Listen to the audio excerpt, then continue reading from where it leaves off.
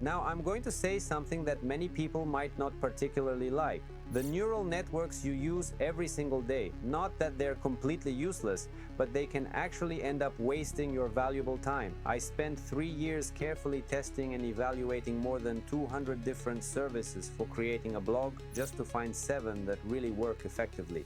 Now let's go over the ones you need to get rid of. And I'll also show you which ones you should replace them with. So give this video a like if you're not a bot or an AI, and let's get started. Over the past 3 years, ever since ChatGPT became publicly available to everyone and Midjourney began its truly triumphant run generating stunning and creative images, a lot has changed, of course. Recently, the services that were popular at the beginning, the ones everyone was talking about, wow, this is the Photoshop killer, the killer of this, that, and the other, are losing ground. And new services are taking their place that are significantly better. But hardly anyone notices them because of all this information noise. And that's the problem we're going to try to solve right now. Let's probably start with my absolute leader and favorite, whom I really love. This is the neural network Midjourney, which allows you to generate images, photos for blogs, and so on. For several years, it was truly the industry leader. It could consistently generate images that no other neural network at the time could possibly create. They were so deep, interesting, and detailed. They even added an image editor there. Everything is great, but the problem they still haven't managed to solve is making the portrait in the photo actually look like the real person. And secondly, Midjourney still hasn't learned how to generate text on images. What you get there is just some kind of gibberish. And just recently, NanoBana Pro was released. This is already the second version of NanoBana, which first of all allows you to achieve 100% portrait likeness, or at least 99%. The quality is very high. And secondly, it lets you not just put text on mockups, but actually create full-fledged photos, real ones, and even generate infographics using neural networks.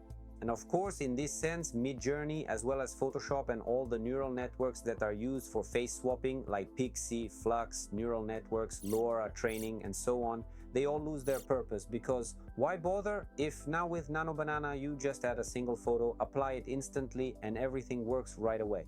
And it's truly amazing. I've recorded a separate video detailing how to use NanoBana and what other features it offers. It will be right here. You can click and watch it. Let's move on to the second neural network, which has actually blown up the internet. And when we posted videos generated with it, they got 112,000 views in just 3 days. In about 3 weeks, they racked up around 900,000 views. Thanks to this neural network, we had a student, Kirill, the owner of the company Brusgos. In just a week, he created a year's worth of content for his blog. That's really cool, of course. Yeah, super. So what does this neural network do? This is the Wizard neural network. It allows you to take long videos that you have. For example, right now you're watching my long video, and then I send it to Wizard, it chops me up into lots of small pieces, and then I can upload those as Reels, Shorts, TikToks, and so on. Super cool, right? But actually no. The thing is, Wizard is a neural network that's already outdated for one simple reason. It used to be popular because it was free. But honestly, the editing it did was kind of crappy. Yeah, because it would pick out some random fragments. There wasn't always a beginning, and there wasn't always an end. Sometimes it lost the meaning, even though they claimed it was supposed to be smart about it, but something just broke down. And the quality of those videos honestly was really low. As a result, they didn't get many views, so that content wasn't really useful. That was until another neural network appeared, OpClip Pro. And this one could combine both the ability to automatically cut everything up and do it really well, and moreover, it even allowed you to automatically publish it to your blog. But there are still some nuances regarding how to use it, because you can still end up with videos that have flaws. The next neural network, and by the way, this was shock content for me, because I even recorded an enthusiastic video on my Instagram about how amazing this thing is. That reel on my Instagram got hundreds of thousands of views, not bad at all. And that was the TomUP neural network, which made presentations. It did everything for me, wrote the text, picked the images, and so on. But recently I went to the website of this service, and you know what? This service is gone, it doesn't exist anymore. Why? Because Gamma has replaced it. It's not the first in its industry, but it managed to do what others couldn't. It managed to make presentations really well. But now Gamma is losing ground because it makes presentations based on templates. A lot of people say, oh, this was made with Gamma, and so on. Not that it's a bad thing, no, it actually lets you do really good stuff if you approach it smartly. In our workshops, all the guys do really well. But for example, now there's already GenSpark, a neural network that allows you to make these presentations in a more advanced way. So, what is a presentation for a blog? It's a way to create checklists, guides, and all sorts of other materials that people can download, and they explain things in more detail and more clearly. But there's an even more advanced tool, NotebookLM. You can upload a large amount of information, and NotebookLM will create both infographics and a ready-made presentation for you based on that. And that's just wow. It's simply shock content because you couldn't do anything like this before. And most likely, even Gamma might soon become obsolete too. If you're not using these neural networks, well, I don't know. You might be missing out. Check out this video about NotebookLM that I recorded recently. I'll include the link to it here as well. And now, let's talk seriously for a moment. If you genuinely want to learn how to implement neural networks into your work in just one day and actually master them hands-on, not just in theory, I prepared a completely free masterclass for you. In just 3 hours, you'll be able to learn all the essential neural networks necessary for automating your work and get a detailed step-by-step plan for integrating them, so you can start seeing real results and begin automating your workflow in a single day. The free link to this masterclass will be below this video. It's available for a limited time, so hurry up and click it while it's still active. There are also services that are disappearing and being replaced by others. You might be surprised, but I'm talking about editing programs like CapCut, InShot, and Premiere. If you use any of them, please write in the comments which editing services you use. It's not that they're going to disappear completely. Thank goodness, you don't have to delete them. But a new way of editing videos is coming to replace them. Editing through text. And this is where the service Descript.io comes in. So you upload your video there, and then it automatically turns your talkative video, like the one you're watching right now, into text. After that, you simply select within the text exactly what needs to be removed, and that's it. Nani, you are editing the text itself, not the video, which makes the process much easier and more straightforward. And of course, this speeds up the work. The next tools that should also be mentioned, continuing the story about blogging, are all those related to video generation. I believe that individual neural networks, for example models like Runway, Hilo, Kling, and even Sora or Veo, when considered on their own, are gradually becoming less necessary and less in demand.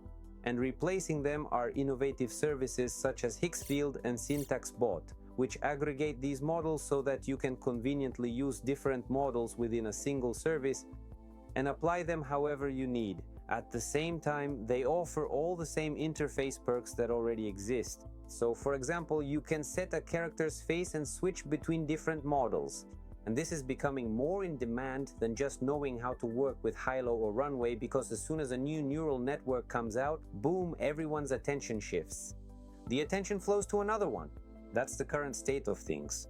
That's why subscribing to a specific service like Runway and so on doesn't make much sense anymore.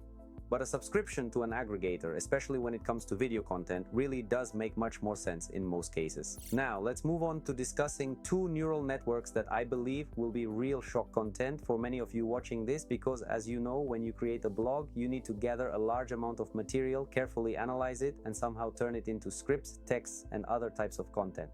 Previously, Perplexity was great for searching and analyzing information. That was until it started making mistakes in every other answer. Instead, it's much more convenient, including for deep research, not to use Perplexity, but to use NotebookLM, a neural network where you can upload a large amount of data yourself. Moreover, there's a new feature, Deep Research, where it searches the internet on its own, gathers all the information, analyzes it, builds you a mind map, records an audio podcast, or even creates a finished video. There are even YouTube blogs that are entirely built on this kind of generated video content. Of course, not all of it is worth listening to, and not everything is interesting, but nevertheless, these channels exist. And the main point here is that NotebookLM allows you to do these things you couldn't do before with Perplexity. And now, shock content. The number 1 neural network you should get rid of in 2026. And you'll be surprised, my friends, it's ChatGPT. Yes, the same ChatGPT that everyone uses, 700 million users worldwide. The first thing to understand is that ChatGPT is not the best neural network for working with text, and now many will be surprised. Gemini 3 US? No. Claude. And many didn't even know what it was. What is Claude anyway? In fact, Claude is a neural network created by the people who originally developed ChatGPT, but then left OpenAI and started their own company. And in my opinion, they are making the best product in the world for working with text and data. Yes, of course, there are people who will argue with me and say, well, Grok is the best, or DeepSeek, or Gemini. But of course, it really depends on your specific tasks. But most of our students who have studied neural networks with us, once they tried working with Claude, they didn't want to use anything else. Yes, Gemini 3 has just come out, and it really is advanced and very good. And I would say that these two neural networks are an order of magnitude better than ChatGPT. And the problem with ChatGPT is that according to research, it makes mistakes in 47% of cases. That's one thing. And in about 80% of cases, it contains inaccuracies and unclear or imprecise wording. And honestly, that's the biggest problem. So you send it a task. Write me a script or something else, and it gives you responses with factual errors, hallucinations, outright lies, or occasionally or even frequently uses phrasing that makes what you say ambiguous. And that's not what we expected from a neural network. That's why now it's definitely time to move on from ChatGPT to proper professional tools.